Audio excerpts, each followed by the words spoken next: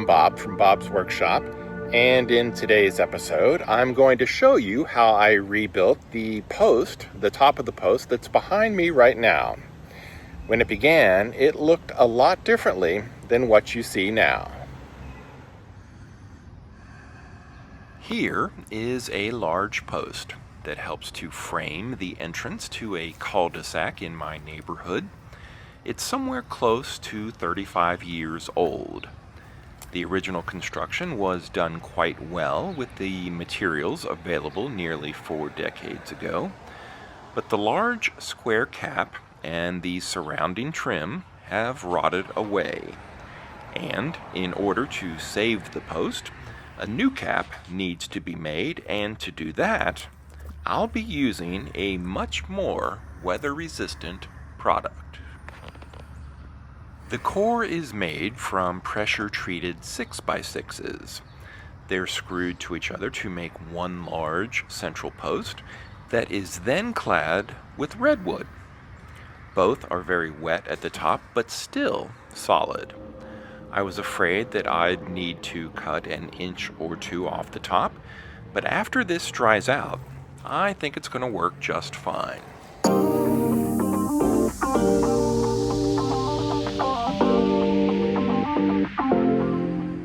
Before I took this down, I was thinking that the decorative orb might be fiberglass. It turns out to be some kind of high-density XPS foam, and that's fine too. Unlike the wood beneath it, it remained mostly unaffected by years out in the rain and snow. It looks pretty rough right now, but I'll be able to clean these up and reuse both of them.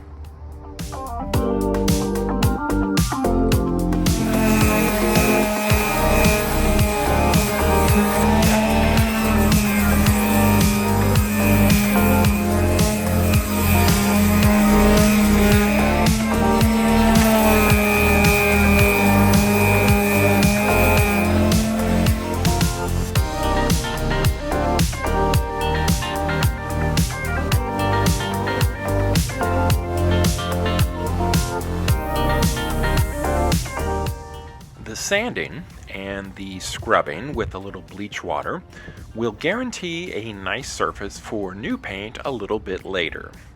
But for now, it's time to start thinking about the large square areas that the balls will be mounted upon. Instead of a wood product, I'll be using sheets and strips of a white PVC material. It's definitely on the expensive side, but it's easy to work with and will outlive both me and/or the rest of the surrounding posts and fences.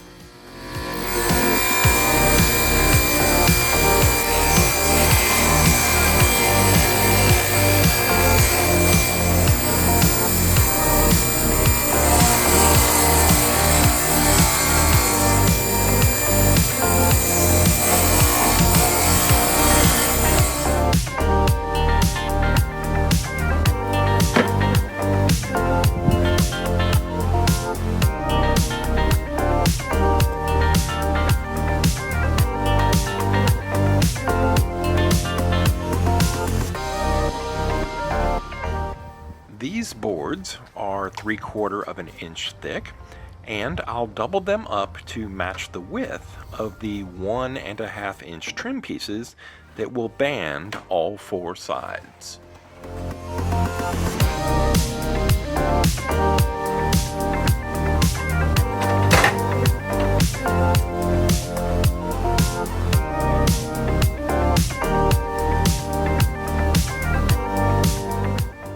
A few nails on the bottom board will help to maintain the board's positions to each other until I can clamp the edges and weigh down the centers.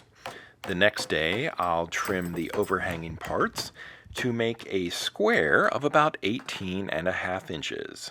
That's also 1.5 inches thick.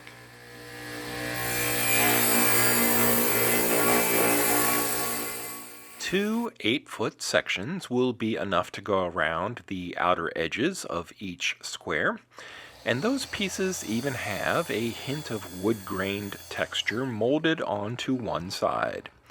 And just like the large flat square PVC boards, these parts will be held together with PVC cement after being treated with PVC primer. I went with a clear PVC primer because the purple primer is a little more difficult to cover with white paint.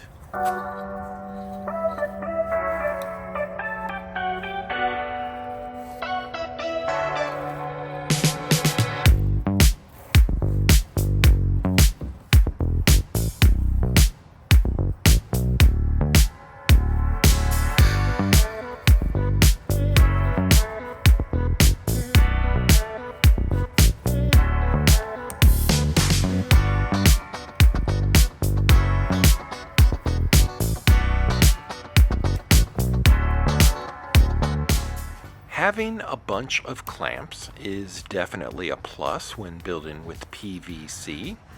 The cement sets pretty quickly, but I still let everything sit overnight. The next day, these pieces are ready for sanding, followed by a decorative edge provided by my router. The router creates a lot of friction, so I try not to linger in any one area for too long. The heat from the friction can actually melt the PVC, and I'd like to avoid that. This is what the squares look like after a bit more sanding, some primer, and a coat of semi-gloss white exterior paint. The molded edges will be on the bottom side to match the look of the original boards that rotted away. Rot will not be a problem for these new squares made of PVC.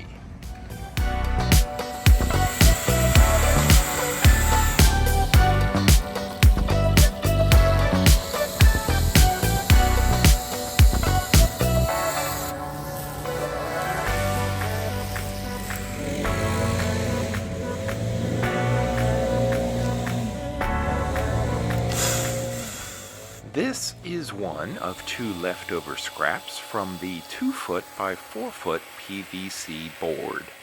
It's about 5 inches wide right now and still 4 feet in length. I'll use my router again to create molding to fit just beneath the new cap. After shaping the edges, I'll run them through my table saw to get the final width down to about 2 1/4 inches. If I had bought specific molding from Home Depot, I would have added at least another $40 to the bill. This way I get rid of the scraps and save some money. The post is 13 inches on each side and about 7 feet tall. My new cap is a 20-inch square, so with a 3.5-inch overhang on every side, it's ready to be installed with 3-inch stainless steel screws. I'll use 4 more of the same screws to hold down the big ornamental ball on top. And then a little bit of caulking will keep water from ever again seeping down into the wood below the new cap. Unlike the wood, the foam ball and the PVC will have no problem dealing with moisture anymore.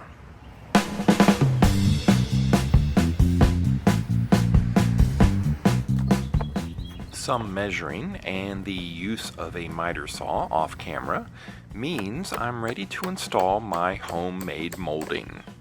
I made sure to make the molding large enough to cover the damaged ends of the original redwood boards.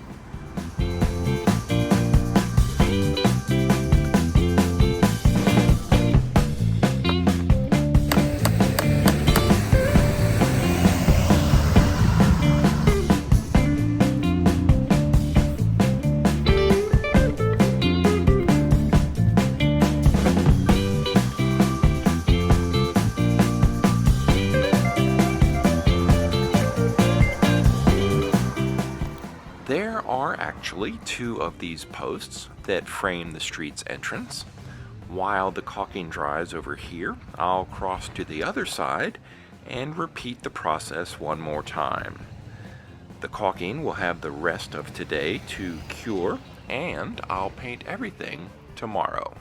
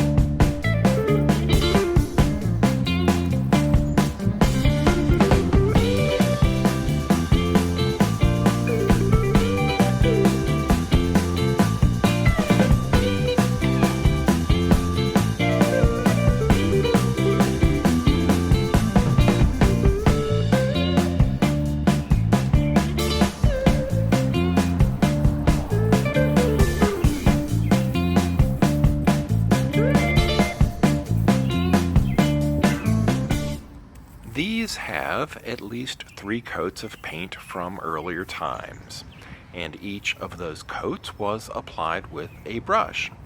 On surfaces this large, I think a roller gives a much nicer final appearance, especially after a good sanding. I'm pretty proud of the results. The transformation is fairly dramatic when you think how it looked just a week ago. The other side may be my favorite though, and I think that's because it's not hidden by a bunch of bushes. But I'm still going to call this project a success.